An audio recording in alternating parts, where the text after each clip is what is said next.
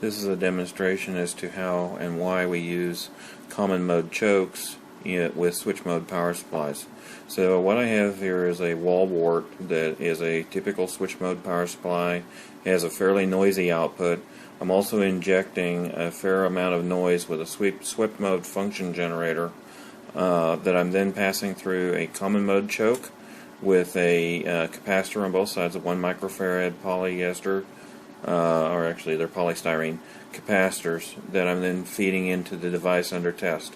I have an oscilloscope hooked up to monitor the input to the choke, the output from the choke, and then I also have a spectrum analyzer that is hooked across the device under test, so I can see the noise factors or functions, the frequency components of the noise going into the device under test.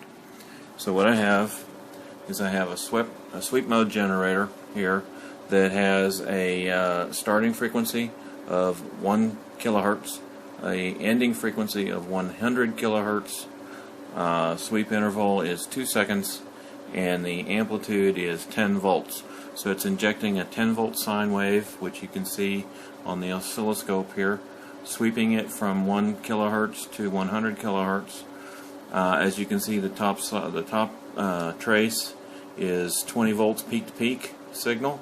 The bottom trace is a 50 millivolt per division signal. This is showing the power going into the device under test, which is very, very clean.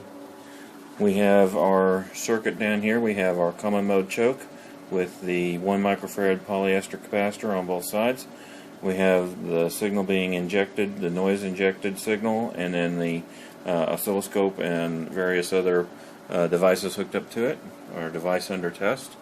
And as we can look at our spectrum analyzer, we can see that for I think this is a span of 200 megahertz, it's actually a fairly clean signal.